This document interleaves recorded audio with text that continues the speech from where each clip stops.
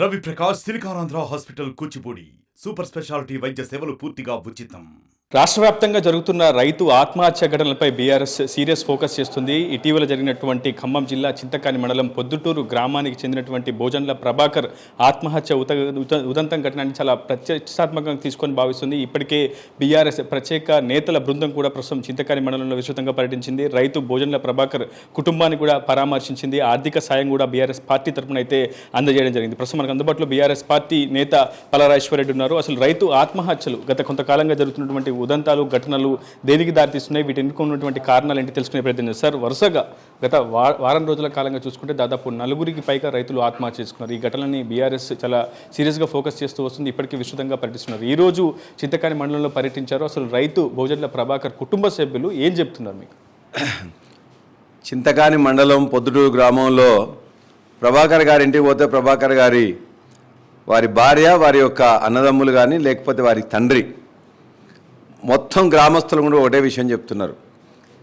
ప్రభాకర్కి సంబంధించిన 7 ఎకరాల 10 గుంటల భూమి ఉంటే ఆ భూమి 40 సంవత్సరాల నుంచి వాళ్ళు సేద్యం చేసుకుంటుంటే దానికి పోయే దారిని ఇవాళ బట్టి విక్రమార్క యొక్క అనుచరులు దాన్ని ధ్వంసం చేశారు. ఆ 7 ఎకరాల 10 గుంటలు ఉన్న దాంట్లో దరిదాపుగా 2.5 ఎకరాలకు పైన మొత్తం కూడా ట్రెంచ్ కొట్టి 3 పెద్ద పెద్ద ప్రొక్లైనర్స్ అక్కడే ఉన్నాయి. ఇప్పటికి కూడా వాటిని ఉపయోగించి మొత్తం కూడా ధ్వంసం చేశారు భూమిని. కాబట్టి దాన్ని చెప్పుకుందామని ఎస్ఐ దగ్గరికి పోతే ఎస్ఐ మాట్లాడలే, నేను చెయ్యను పో అన్నాడు. ఎంఆర్ఓ అప్లికేషన్ కూడా తీసుకోలే. కలెక్టర్ దగ్గర పోతే టైం అయిపోయింది, లంచ్ టైం అయిపోయిందని చెప్తే తర్వాత కలుద్దాం అనుకున్నారు. ఈ లోపల ఈ యొక్క ఎంఆర్ఓ కానీ ఎస్ఐ కానీ దీన్ని పట్టించుకోకపోవడం వల్ల అతను చాలా బాధపడి ఎక్కడి దగ్గర పోయిన 5 రోజుల నుంచి ఇంత పెద్ద ఎత్తున జరుగుతుంటే కూడా ఎవరు పట్టించుకోవట్లేదనే ఉద్దేశంతో గ్రామ పెద్ద మరియు మండల పార్టీ అధ్యక్షులు పుల్లయ్య గారితో మాట్లాడితే ఆయన కూడా కలెక్టర్ కలవమని చెప్పి సూచన చేశాడు, సలహా ఇచ్చాడు. దాన్ని అందుకుంటే తాను నాకు పని కాదు అని చెప్పేసి ఒక నిర్ణయానికి వచ్చిన తర్వాత ఆయనే దుర్మరణం చెందాడు, తన యొక్క ప్రాణత్యాగం చేశాడు. Master minds, the pride of India. Inter, MPC, BiPC, MEC, CEC చదివిన విద్యార్థులకు సీఏ మరియు సిఎంఏ ఫౌండేషన్ కొరకు నూతన బ్యాచెస్ ప్రారంభం. చాలా స్పష్టంగా మీ ప్రభుత్వ హయాంలో తీసుకొచ్చినటువంటి ధరణి భూ యాజమాన్య హక్కులను కల్పించింది. కానీ అలాంటి ఒక ప్రతిష్టాత్మక వెబ్సైట్ కావచ్చు, ధరణి లాంటి ఒక అద్భుతమైనటువంటి సదుపాయం అందుబాటులో ఉన్నప్పటికీ ఎందుకు రైతు యాజమాన్యాలు హక్కులు ఎందుకు ఉల్లంఘన ఎందుకు భంగం కలుగుతుంది? ఎందుకు రైతులు ఆత్మహత్యలు వరుసగా చేసుకుంటున్నారంటే ఏం చెప్తారు?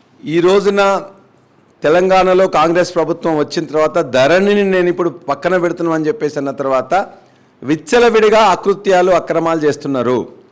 కాంగ్రెస్ పార్టీకి సంబంధించిన వాళ్ళే మొత్తం కూడా భూములను ధ్వంసం చేస్తున్నారు. కొత్తగా దారులు ఉంటే కూడా ధ్వంసం చేసి వాటన్నిటిని కూడా ఆక్రమించే ప్రయత్నం చేస్తున్నారు. కూతవేడు దూరంలో రెవెన్యూ శాఖ మంత్రి ఇల్లు ఉంటుంది. రెవెన్యూ శాఖ మంత్రి యొక్క ఫోటో ఆ ఓటేసిన కాంగ్రెస్ కార్యకర్తగా ఉన్న ఈయన కూడా కాంగ్రెస్ కార్యకర్త కాదు, ఆయన మామూలు ఓటరు, కాంగ్రెస్కు ఓటేసినని చెప్పాడు. ఆయన యొక్క ఫోటో కూడా అందులో ఉంటుంది.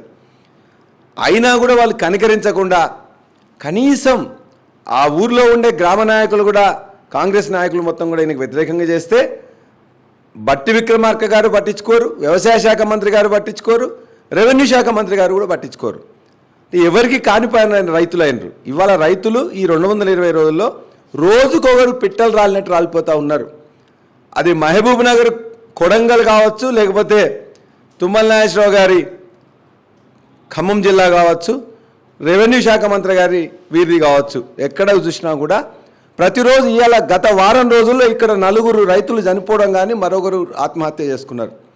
పచ్చిపాల భద్రయ్య అని చెప్పేసి రెవెన్యూ శాఖ ఇచ్చిన దాన్ని కాదని చెప్పేసి అంటున్నారని చెప్పేసి కారేపల్లి ఉసిరికాయ పల్లిలో అతను ఇవాళ చావు బతుకుల మీద కొట్లాడుతున్నాడు, హాస్పిటల్లో ఉన్నాడు.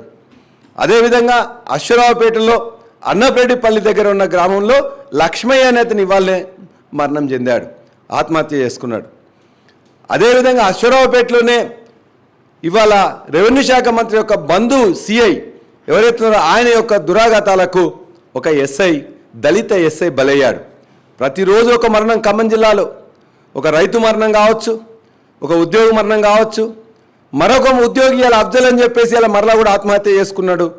ఆత్మహత్య చేసుకుంటేందుకు ఇవాళ ఆత్మహత్య చేసుకుని హాస్పిటల్ చేరిండు. అంటే ప్రధానంగా రైతు ప్రభాకర్ ఆత్మహత్య ఘటనపై రేవంత్ రెడ్డి కూడా స్పందించారు, డిప్యూటీ సీఎం బట్టి విక్రమార్క కూడా స్పందించారు. ఇది ఒక ప్రోద్బలం గురి చేశారు, ఒక ప్రోత్సాహానికి గురి చేశారు. ఆత్మహత్య వెనుక ఎంతమంది వ్యక్తులున్నా ఖచ్చితంగా ఉపేక్షించాం, ఆ కుటుంబానికి మేము కూడా అండగా ఉంటామంటూ మీరు వెళ్ళడానికి కొద్దిసేపటి మునిపే బట్టి విక్రమార్క కూడా ఆ ఇంటికి వెళ్ళి ఆ కుటుంబ సభ్యులను పరామర్శించారు.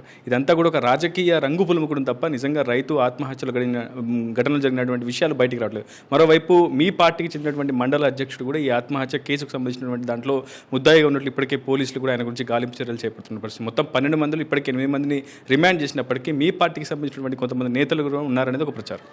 ఆత్మహత్యకు గురైన వ్యక్తి ఎవరైతే ఉన్నారో ప్రభాకర్ గారు, వారి తల్లిదండ్రులు కానీ వాళ్ళందరూ కూడా చెప్తున్నారు, ఆ గ్రామ నాయకుడు ఎవరైతే ఉన్నారో పుల్లయ్య గారి దగ్గరికి మేము వెళ్ళినాం తప్ప వారు మాకు సహాయం చేసిన తప్ప వారికి అన్యాయం చేయలే, అన్యాయంగా వారి మీద కేసు పెడితేనే మేము బాడీ ఇస్తామని చెప్పేసి వారిని మొత్తం కూడా బలవంతంగా వారితో కేసు పెట్టినామని చెప్పేసి అందరి సాక్ష్యంగానే చెప్పాను. ఇవాళ కాంగ్రెస్ నాయకులు మొత్తంగా కూడా A1గా A2గా ఉండాల్సిన వాళ్ళందరినీ కూడా మిగతా మామూలు వాళ్ళని A1 A2గా పెట్టి A3గా ఉన్న అతన్ని A8గా మార్చి కిషోర్ అనే అతనే మూలకారకుడు, ఇబ్బంది పెట్టినతను చావుకు మూలకారకుడు అని అతని ఇంట్లోకి బట్టి విక్రమార్క వెళ్తాడు.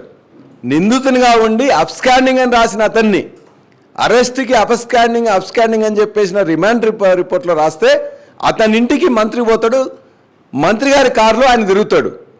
అతను అంటే ముద్దాయిలను ఏమనుకుంటున్నాడు, ముద్దాయిలు అంటే మిగతా ముద్దాయిలందరూ కూడా కావాలని చెప్పేసి ఇరికించిన వాళ్ళే ఉన్నారు తప్ప అసలైన ముద్దాయిలు అసలైన నిందితులని ఇలా కాంగ్రెస్ పార్టీ వెనకేసుకొస్తున్నది, వాళ్ళ ఇళ్లలో పోతున్నది. మిగతా వాళ్ళ మీద బలవంతంగా మా యొక్క మండలాధ్యక్షుడు పుల్లయ్య గారి మీద కేసు పెట్టడం అంటే అనైతికం. తప్పనిసరిగా దాన్ని చట్టపరంగా కొట్లాడతాం. ప్రజలందరూ తెలుసు, గ్రామం మొత్తం ఏకమై వచ్చింది. ఇప్పుడు మీరందరూ చూశారు, బట్టి విక్రమార్క పోతే 10 మంది లేరు, కానీ ఇవాళ మేము పోయినట్లయితే ఊరంతా మొత్తం వచ్చేసి కూడా బట్టి విక్రమార్క చేస్తుంది తప్పు, నిందితుని ఇంటికి పోదని చెప్పేసి నినదించారు, మమ్మల్ని కోరినరు, మాట్లాడమన్నారు. అప్పుడే మేము మాట్లాడాల్సి వచ్చింది. ఇవాళ చావులకు కారణం కాంగ్రెస్ ప్రభుత్వం, ఇక్కడున్న ఖమ్మం జిల్లాలో ఉన్న చావులకు కారణం ఇక్కడున్న మంత్రులు, ఆ గ్రామంలో చావులకు కాంగ్రెస్ నాయకులు. వాళ్ళు కారణమైతే మా మీద ఇలా కేసు పెట్టినట్లయితే చట్టపరంగా కొట్లాడతాం. ఇవాళ ప్రజలు వీళ్ళకు శాశ్వతంగా అధికారం ఇవ్వలే, ఒక్కసారి అధికారం ఇవ్వగానే కళ్ళు నెత్తికెక్కినాయి, అహంభావంతో అహంకారంతో మాట్లాడుతున్నారు, విచ్చలవిడిగా కేసులు పెడుతున్నారు, జైళ్లకు పంపిస్తున్నారు. వీటన్నిటికీ ఒకటింటికి 10 వంతులు ఖచ్చితంగా మరలా ప్రభుత్వం వచ్చిన తర్వాత వీళ్ళ మీద ఖచ్చితంగా కూడా చర్యలు తీసుకోవాల్సిన అవసరం ఏర్పడుతుంది. జాగ్రత్తగా ఉండాలని చెప్పి కూడా వీళ్ళందరినీ హెచ్చరిస్తున్నాం. ఫైనల్గా మీ డిమాండ్స్ ఏంటి? రైతు ప్రభాకర్ జరిగినటువంటి న్యాయం ఏంటి, జరగబోవాల్సినటువంటి న్యాయం ఏంటి? మేము ఇంతకుముందే చెప్పినాం, రైతు ప్రభాకర్ సంబంధించిన 7 ఎకరాల 10 గుంటల్లో ఎవరు కూడా మరలా దాని మీద ఏమైనా చేసినట్లయితే ఖచ్చితంగా గ్రామ ప్రజలు మిగతా వాళ్ళందరూ కూడా ఊరుకోరు. ఆ ఎంఆర్ఓ కానీ అక్కడున్న వాళ్ళందరినీ కూడా సస్పెండ్ చేయాలి, ఎస్ఐని కూడా. వాళ్ళు ఇంకెవరైనా పోలీసు వాళ్ళు అక్రమంగా కేసులు పెడితే వాళ్ళందరూ కూడా బాధ్యులు అవుతారు. ఆ కుటుంబానికి 25 లక్షల రూపాయలు ఎక్స్గ్రేషియా ఇవ్వాలి. ఆ కుటుంబ పిల్లలకు ఎవరైనా ఉన్నట్లయితే వాళ్ళందరూ కూడా ఏదో విధంగా ఒక ఉద్యోగం ఇచ్చి వాళ్ళని కాపాడుకోవాలి. అతి చిన్నకారు రైతు, 40 సంవత్సరాల నుంచి అది చేసుకుంటున్న రైతు, అతనికి ఎక్స్గ్రేషియాతో పాటు కుటుంబంలో ఉద్యోగంతో పాటు ఆయన భూమి ఆయనకే వచ్చేటట్టు ఎవరు కూడా అడ్డుపడకుండా చూడాలి. ఎవరైతే ఆయనను పురిగొల్పి ఆత్మహత్య చేసుకున్నందుకు కారణమైనరో ఆ కాంగ్రెస్ నాయకుడు కిషోర్ని, మిగతా వాళ్ళని కేసులో పెట్టి అన్యాయంగా ఇరికించిన అందరినీ కూడా విడుదల చేయాలని చెప్పేసి మేము కోరుతున్నాం. మొత్తంగా రైతు ప్రభాకర్ ఆత్మహత్య ఘటనపై అటు బీఆర్ఎస్ తీవ్ర స్థాయిలో అయితే పూర్తిగా న్యాయ పోరాటం కూడా సిద్ధమవుతుంది. ఇప్పటికే ఎవరైతే ఆ ముద్దాయిలు ఉన్నారో వాళ్ళందరినీ కూడా తప్పిస్తున్నారు, కేసును నిర్వీర్యం చేసే ప్రయత్నం చేస్తున్నారు అయితే పలారేశ్వర డిమాండ్ చేస్తున్నారు. ఖచ్చితంగా రైతు ప్రభాకర్ కుటుంబానికి 25 లక్షల ఎక్స్గ్రేషియాతో పాటు ప్రభుత్వం నుంచి వచ్చే అన్ని అవకాశాలు కల్పించాలి, అతని భూమి అతనికి అప్పగించాలని అయితే డిమాండ్ చేస్తున్న పరిస్థితి ఉంది. ఈ video reporter Uday RTV Khammam నుంచి. మరిన్ని వీడియోస్ కోసం ఛానల్ ని సబ్స్క్రైబ్ చేయండి, లేటెస్ట్ అప్డేట్స్ కోసం వాట్సాప్ ఛానల్ ని ఫాలో చేయండి అండ్ లింక్ డిస్క్రిప్షన్ లో ఉంది.